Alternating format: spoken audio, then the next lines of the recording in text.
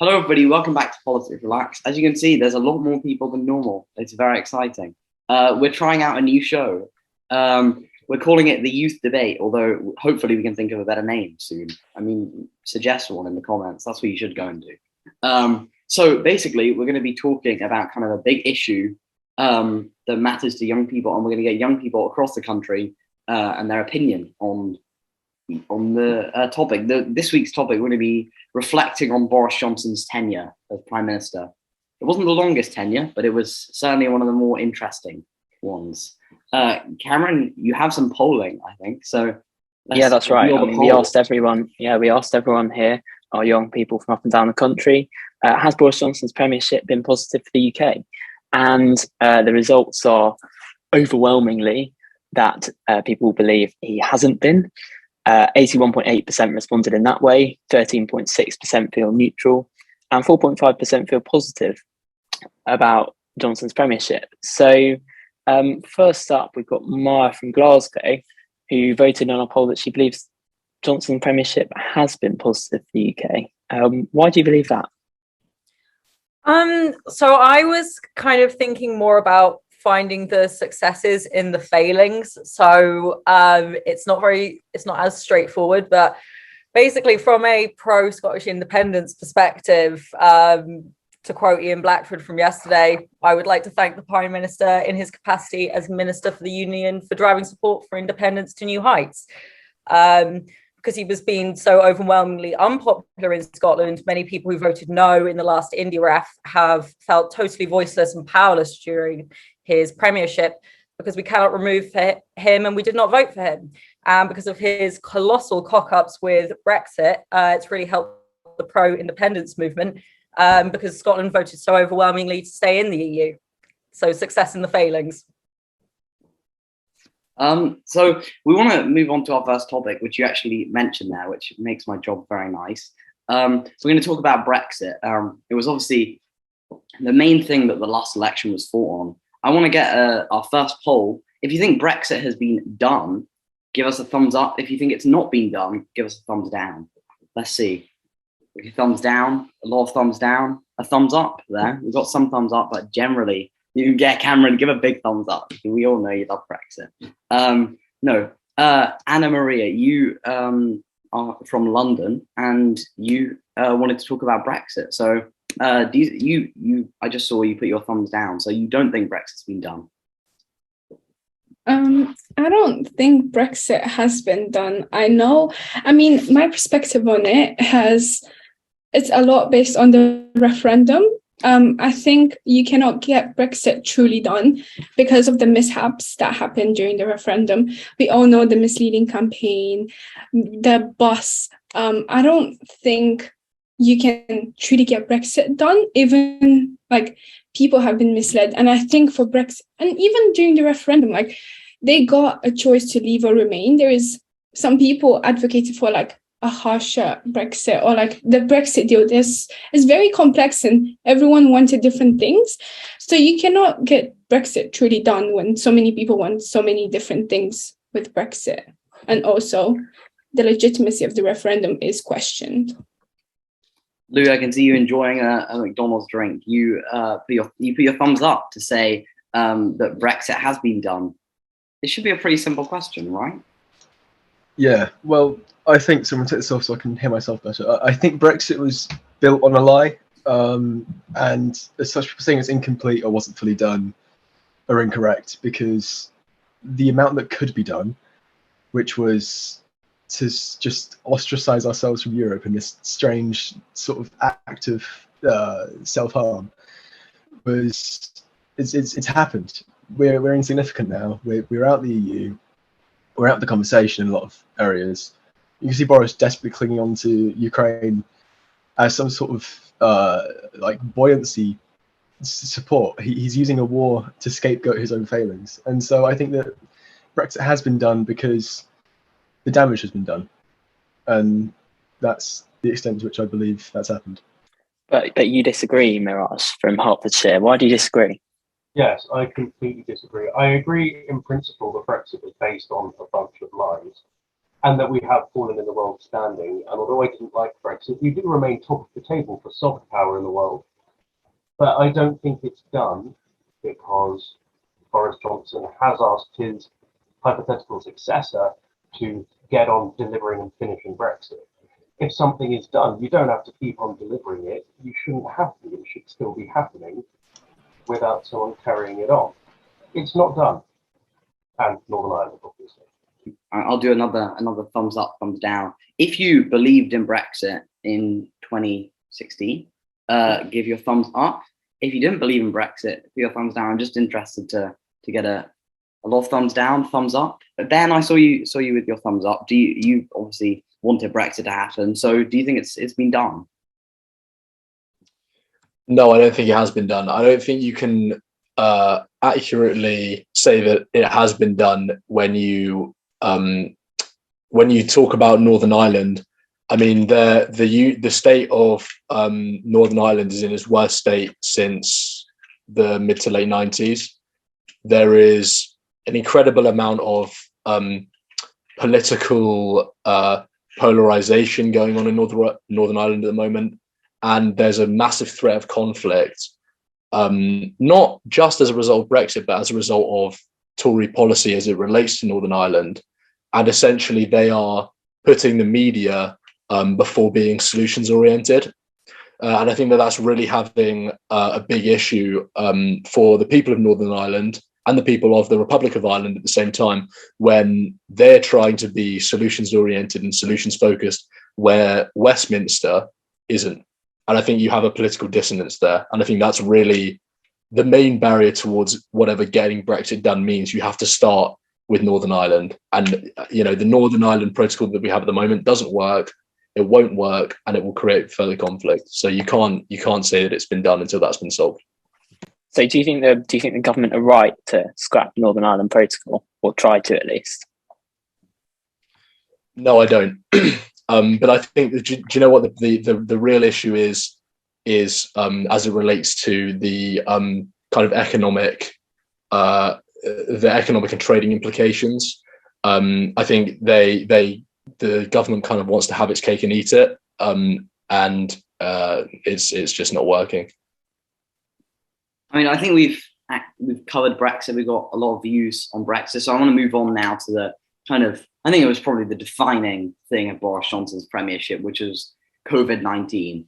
Let's do another poll because it's quite fun having lots of people on Zoom, isn't it? So if you think that the government did a good job overall when it came to COVID, put your thumbs up. If you didn't, thumbs down. Let's see. Thumbs down, thumbs down. Anybody with their thumbs up?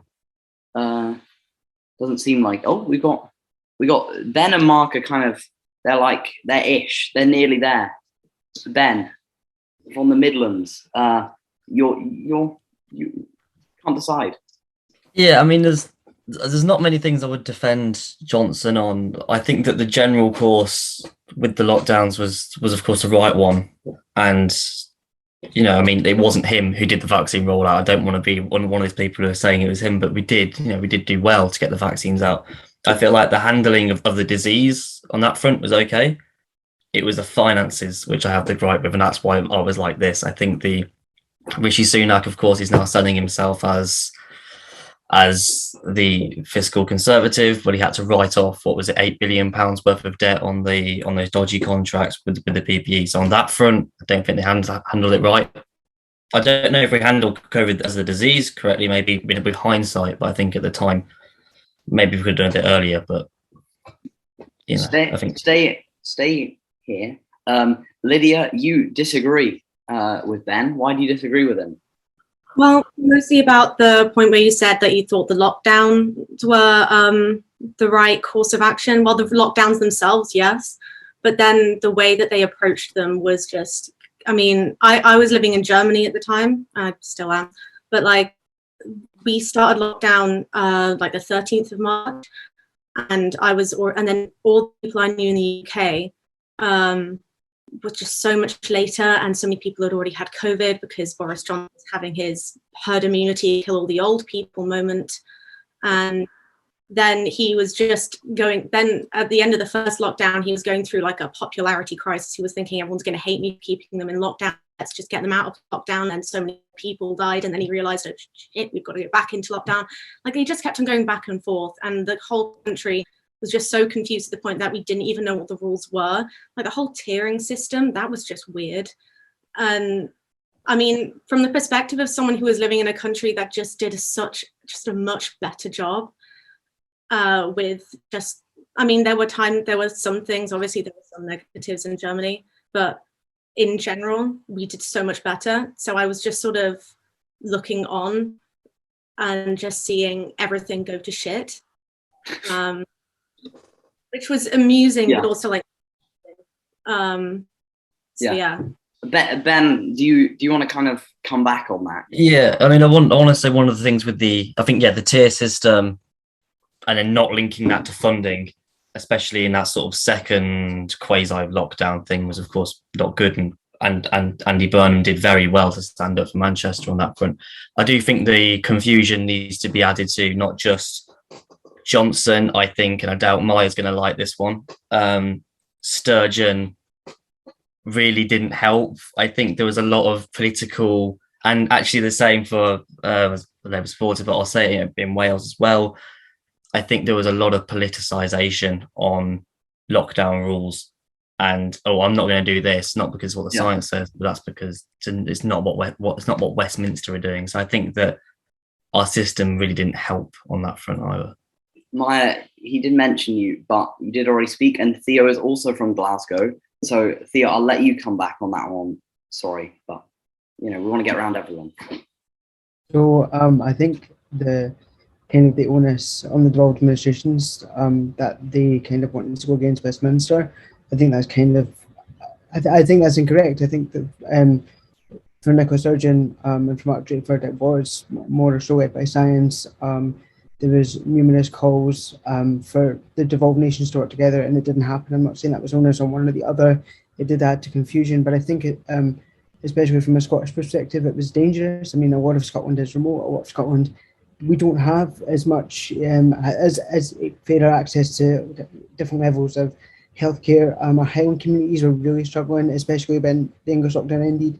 We were still in lockdown, but we were getting English tourists and Welsh tourists, and the same vice versa. So I think no one was innocent of the confusion, but I think the way that it happened was specific to what each devolved administration and what each country needed, and there should have been more communication from all fronts. But I think to say that it was just a party politics game was incorrect. I think, especially from Scotland and from Wales, it was more about what each individual country needed at that certain time, which was different for England, because England has a larger population, much more dense, higher and lower rates of COVID than Wales or Scotland did in Northern Ireland at a different time.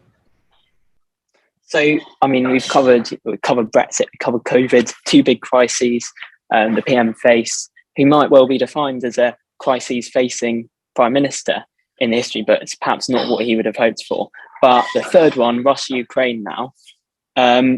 Let's do a quick poll then.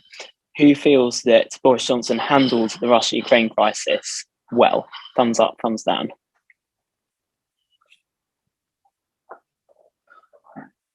Maura, you're on the fence there. Maura from the Northwest. Why are you on the fence with Russia-Ukraine? He has done quite a fair bit with Ukraine, but we obviously have a lot of that. He was his party and himself getting a lot of funding from Russia, and also a lot of it is, you do see that some of the meetings he's having with Ukraine is more to cover up other events that are coming out. So it seems some of it is genuine, like does want to do the best thing for them and assist there, but others it does seem a bit like it's more him just trying to cover his own back. Definitely, when we got to kind of the latter stages, there were certainly some suspiciously timed meetings with President Zelensky. On one hand, you have to stand in solidarity as a Western country with Ukraine. And I think to some extent he's done that well. He's been, I think, he's been at the forefront of the discussion to some capacity. Zelensky and him are best buds, but I think there's a lot of I don't know how to put this, but while Boris has been fighting on the front lines of Ukraine for liberty in that sense, I mean, he's been, I'm going to switch the subject here, he's been undermining democracy in his own country. And I think he's used the war in Ukraine to push certain policies, such as the police sentencing crime act, that essentially means that protesters can't protest too loudly, otherwise they'll get an unlimited fine and 6 months in jail. And I think he's used this crisis for his own gain. I think he's tried to find a way to make Britain on the world map again after Brexit. And I think, well, he's been using it in the wrong way. Funding the war, funding Ukraine is a good thing in the sense that we have to show solidarity, but he's subverted it in his own way, and that can't be excused. Yeah, well, from one end of the country, I guess, to the other, could we go to Lennon in Sunderland? Thank you for using that camera. Perhaps in Zelensky's opinion, perhaps the UK have been kind of leading the West when it comes to support for Ukraine on the international stage. He's been more critical of, say, Macron, and he's been very supportive of Boris Johnson. What do you think, Lennon? I think Boris Johnson thrives off being this kind of Churchill-like prime minister, and a conflict is a very convenient thing for him to kind of rally the country behind him and to get kind of pushed the other problems under the carpet a little bit. He says he's kind of the man who's kind of protecting democracy against tyranny, but then was vehemently against a second referendum for Brexit and vehemently against a second referendum for Scottish independence. So technically doesn't really stand for democracy that much. I mean, he's helping Ukraine a lot, fair enough, but I think it's a lot to hide the problems in the UK and put us back on a position in the foreign kind of world that's going to put us back on the map a little bit. Miran, no, you disagreed with Lennon. Why was that? And then we'll move on. Yeah, I did disagree. I didn't disagree with everything. I definitely think that Boris Johnson does thrive on this idea of him being a churchman and defending against tyranny, but I think it's very disingenuous and possibly a bit in bad taste to compare a constitutional disagreement over whether a second referendum in either case is useful or necessary and Putin actually bombing hospitals and schools. I don't think that's a fair comparison at all. Whatever his reasons were, I think Boris Johnson has definitely led the support mission for Ukraine. Otherwise, there wouldn't be at least one street in Ukraine named after him. I don't like the man at all, but I can't pretend that he hasn't done a good job in Ukraine. Yeah. Let's move on now to policy and other policy, because obviously we're talking about some policy. I mean, he came in with this big manifesto. I wonder, do people think that he got done what he was elected to do? If you do, thumbs up. If you don't, thumbs down. Thumbs down. A lot of thumbs down. Yeah, that is very. Here it's working. Let's go to Mark. Let's go to you. You haven't spoken yet. So Mark from Cambridge. I think he's got yeah. I think, of course, he had his majority of 80 whatever MPs, and he was in a position where he could really institute any policy that he really wanted. I think Brexit was his big deal. We spoke about whether or not Brexit has been done, and your views on that can vary.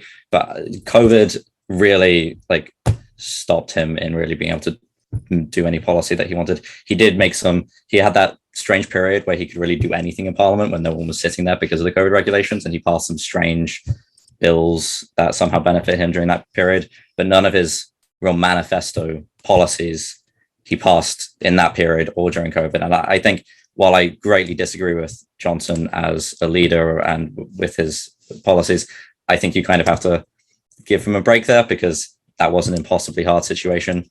And then after that, he still could have passed things, and then he didn't. And I think that was, I think that was then kind of to his fault, he could have. Then he didn't. You can use the war in Ukraine as an excuse, and he obviously has. But I don't think you really can, because while it's affecting Eastern Europe, Parliament's still running. He's still got his parliamentary majority. He still could have passed policy. He did. Yeah. Ben, you disagree. Why is that? Because I feel that COVID's a really nice excuse for Johnson, but I feel the manifesto is a very Johnson manifesto, and it's all a lie. So you got this levelling up initiative, and you got Global Britain, both of which were never going to be achievable. He built the levelling up on a coalition that was never going to support what was needed. And then the Global Britain initiative, he's done things to diminish Britain's standing on the world stage. Yeah, I've got stuff here. I mean, like, there's two countries that are against the ECHR, the UK and Russia. We're going to be the lowest growth in the G7. The hard Brexit has, of course, damaged 40% of our trade. He's removed the Department for International Development. I mean, you can say that Ukraine are backing him. That's great. But we're giving them weapons. Of course, they're going to back him. And so I don't think that's really an endorsement. I mean, even to cutting the BBC's funding, what Nadine Dorothy did, that's one of our biggest soft powers, and he's getting rid of it. So I feel that it's a classic populist here, that he built up expectations that were never going to be achieved. And so, yes, COVID happened, but I don't think they were going to be achieved anyway. A lot of nodding you've got there. You seem to have the vast majority of people on board. Louis, you can expand, yes, but don't make the same point. I won't. My point was simply to be on the popularism. Was that I think we've seen this sudden sort of rising tide of popularism in Western politics over the last sort of half decade. The roots of it definitely for the last decade. America influences our politics greatly, and where we stand on stuff. So even Blair with Bush's aggressive expansionism into the Middle East, we had Blair being drawn into that. He may have had quite a fundamental role, but even if he didn't, there was definitely that influence on our parliament. And Johnson as well is this Trumpian figure, and increasingly has become this sort of makes a divisive point, splits the country, takes the side of the bigger half, brings it with him. The other people will absolutely follow, splits them again, takes the part, repeats. And so he's gone through this process of continually just bombarding the media and the population with so much incredulous nonsense that by this point in time, no one quite knows what's happened, what will happen, who's next, and what his real intentions were. Because either he doesn't know himself, or is his goal this entire time just to cause as much of a mess as possible and secretly pass his agenda underneath with this sort of guise of populism. Also, the whole idea that COVID was an excuse for him not to do his policies. Well, one of the biggest policies that I remember them pushing in 2019 was that they were going to get so much more funding into the NHS and hire all these nurses and things. Well, sort of, wasn't COVID like a massive opportunity for them to, redirect a lot of funds to the NHS and help all the junior doctors, and all they did was clap for them every Thursday or something, was it? I mean, well, sorry, but to be fair, to cut in for one moment, they have hired a lot more nurses and doctors. I think it's over 10,000 nurses since Boris Johnson became Prime Minister. So don't you think they have been trying to deliver that agenda? And actually, You're right. Actually, COVID was an opportunity to accelerate it when it came to the NHS, increasing funding for the NHS, increasing staffing for the NHS. And they did succeed in that, surely. There were only nurses that were cut because of Tory austerity since 2010. That's not fair at all. And when it comes this is Boris Johnson's government that we're talking about here. This is his premiership. This is his record. You can go back into the past if you want to. And it's just the amount of nurses and doctors that were hired didn't even begin to cover the amount that were lost through horrendous working conditions and being paid peanuts. So it hasn't even begun to make an impact at all on the healthcare system and the staffing numbers. And he said, during the 2019 thing, he said 50,000 more nurses. Surely the whole COVID thing meant that they actually needed more than 50,000 if that was his first approximation. There is no way that that covered anything.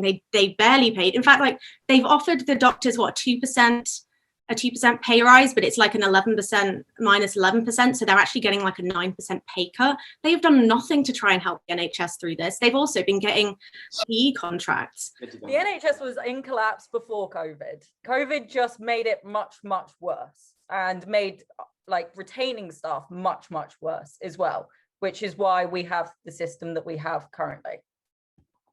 Cameron, I'll let you respond to the points that were thrown at you. Well, I mean, it's undeniable that austerity did have an impact on the NHS. I will obviously accept that. Obviously, if we're going back to 2010, we can weigh up the arguments back from 12 years ago again and whether it was necessary or not. But I'm not sure that's important for. I don't think that we're going to do that, because we might be here for some time. And we're specifically looking at Boris Johnson's premiership. And in my view, he did make progress in hiring more nurses and more doctors, and that was what he wanted to do. And maybe if he'd had more time, he would have delivered that agenda. And it's still the manifesto. So whoever the next leader is, I believe they will deliver that. Still using food banks. I want, as much as I want, the NHS is my favourite subject, but I do want to move on because we've talked about it for a bit. Let's move on to I suppose we're in the final act of Boris Johnson at this point. The downfall of his government, which, I mean, we can sum it up all into one word, which is trust, and trust in politics. I want to do a quick polling question, as always. Do people still trust politicians in general? Not Boris Johnson, not the Tories, politicians in general. Thumbs up if you do, thumbs down if you don't. Okay, we've got kind of an even mix, I'm seeing. There's a few people with thumbs up, there's a few people like sort of, and a few people with thumbs down. But I'm sure that a lot of people are going to want to speak to. Let's go, Ben, you've got your hand up. Ben, sorry, I saw him first. Ben, we'll go to you. Yeah. I think you can understand politicians. The only way you can understand politicians, the reason why I was unsure is because, no offense, I think it's a bit of a malformed question, because you can only understand how a politician acts and whether you can trust them, i.e. whether they have integrity through their actions. And then taking forward from that, how they react to the public's reaction to their actions, if that makes sense. So you have on the one side the politician with integrity. I mean, there are a lot of examples. I think Keir Starmer is probably quite a good example, and we've spoken about this before on a separate podcast. But essentially, he says what he's going to do and then he does it. With Johnson, it's nowhere near as simple. Well, I know that I do like bashing Johnson, but you could take it to any number of politicians across the world. Most of them are right-wing populists, but there you are. You can tell what they're made of through what they do. And Johnson has lied and obfuscated. He's attempted to bend the rules. He illegally prorogated Parliament, or tried to. He has done a number of things which we haven't seen in UK politics. It's a new low for UK politics, and it's disgusting. I suppose my question was should have been the kind of institutions, the things that uphold our political system. It's probably the better question. Do you still trust that? Is maybe the better question to ask.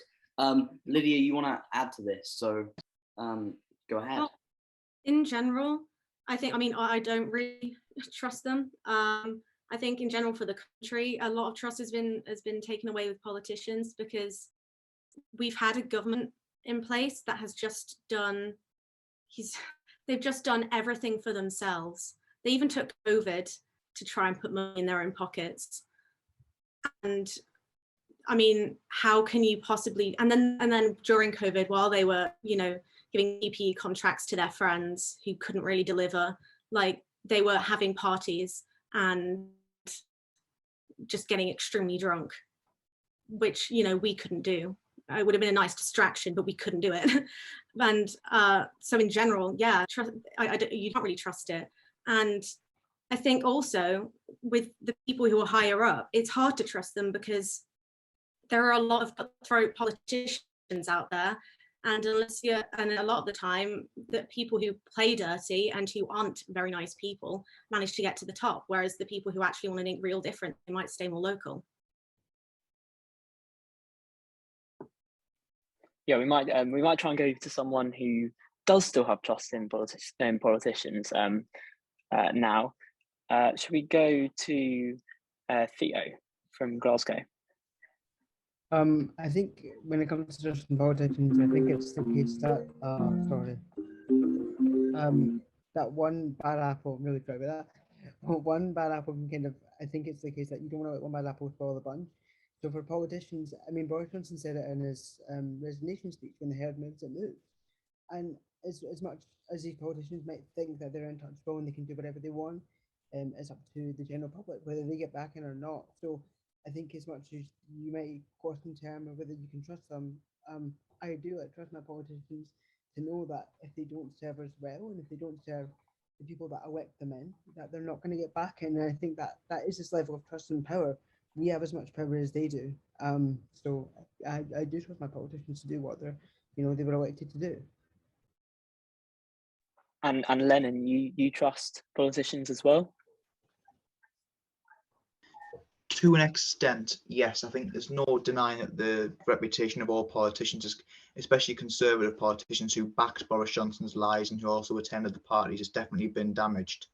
However, there are still politicians out there who have got lives that can almost relate to people, and in that respect can resonate with people. Therefore, building trust. I think Ed Davey, a leader of the Liberal Democrats, has got a child who needs constant care. So that definitely builds a relationship of trust. And Keir Starmer obviously saying he'd resign if he was given a fixed penalty notice does kind of give some form of trust back. But I think Keir Starmer said himself that it shouldn't be a big deal if a leader wants to resign if he gets found out of breaking the law. So I think there is definitely some kind of ambition from the Labour Party and other parties to kind of restore trust, but there's no denying it's being damaged. Okay, I think we might bring this to a close now. It's been great to hear from so many people from up and down the country. It's been amazing, actually. As I said at the start, I've wanted to have this happen for a long time, and here we have it. Great to hear from so many people. Clearly, not many feel favourable towards Boris Johnson. I'll have to accept that and move on. But maybe a final poll for you all. Can the Conservative Party rebuild from Boris Johnson now? Thumbs up, thumbs down.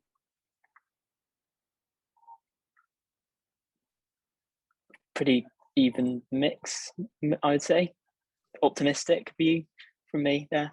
Well, yeah, I mean, obviously, I'm always an optimist when it comes to politics, and hopefully we can rebuild.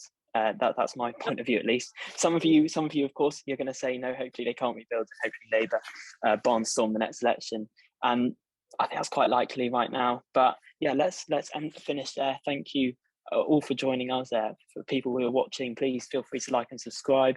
We're going to keep this show going along with all the other content that we're producing. So keep up, and thank you. Just on that, just for the viewers, we've got lots of exciting stuff planned. We have interviews coming out. We've got hopefully lots of different content because we have lots more people here, which is, I mean, it's great that we have so many young people that want to turn up and want to give their opinions and want to work on giving young people a voice. So that's just wanted to add that in there.